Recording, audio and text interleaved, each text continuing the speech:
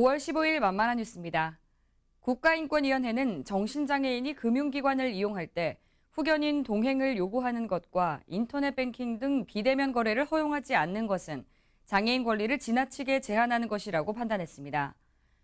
지난 13일 인권위에 따르면 A씨는 지난 2월 한정 후견 판결을 받았습니다. 이후 B은행은 A씨의 금융서비스 이용 시 100만 원 미만 거래만 창구를 통해 혼자 거래할 수 있고 그 이상 금액은 후견인 동행을 요구했는데요. 또 인터넷 뱅킹이나 스마트 뱅킹, 현금 자동 입출 금기 등 비대면 거래도 제한했습니다. B은행은 한정 후견인의 동의 의사를 명확히 확인하기 위해 동행을 요구했고 비대면 거래를 제한한 것은 금융사고 발생 위험 때문이라고 설명했습니다.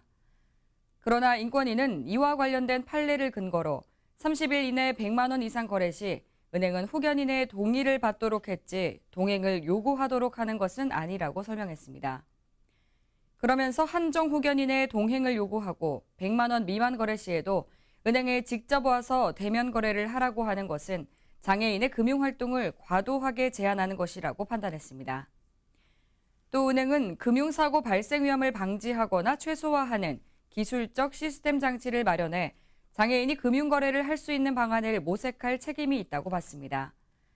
다만 인권위는 이 사건이 법원에서 소송 진행 중으로 국가인권위원회 법에 따라 각하하고 금융감독원장에게 개선책 마련이 필요하다는 의견을 표명했습니다. 다음 소식입니다. 저소득 장애인 부부가 아이를 낳고 키우는데 현실적인 어려움이 많다는 것이 자료를 통해 확인됐습니다. 자유한국당 김승희 의원은 지난 13일 사회보장정보원으로부터 제출받은 2013년부터 2018년 장애인 부부 기초수급자 자녀 현황 자료를 공개했는데요. 이를 토대로 부부 모두 장애가 있는 저소득 가구가 아이를 낳고 키운다는 것은 현실적으로 어려움이 있다는 지적을 내놓았습니다.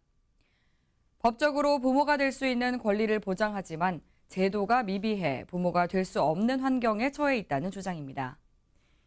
김 의원이 공개한 사회보장정보원 제출에 따르면 지난해 등록 장애인 부부 수급자 중 무자녀 가구는 16,006가구인 75%에 달하는 것으로 나타났습니다.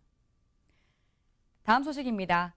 건강보험공단은 증명서를 전화로 발급할 때 상담사를 거치지 않아도 되는 증명서 스스로 발급 서비스를 시작한다고 밝혔습니다. 기존에는 상담사가 전화를 받아 본인 인증 등의 절차를 직접 밟았는데요. 새로 도입된 시스템은 상담사 연결 없이 공동 이용망을 통해 신분증 본인 인증을 하고 고유 개인정보를 확인합니다. 증명서를 발급받고 싶은 건강보험 가입자 등은 고객센터 대표번호 1577-1000으로 전화해 음성 자동 응답 시스템 또는 보이는 ARS를 선택해 증명서 발급을 요청하면 됩니다. 해당 서비스는 24시간 운영됩니다. 이 밖에 자세한 사항은 웰페어 뉴스 홈페이지와 장애인신문, 복지TV 뉴스를 통해 확인할 수 있습니다.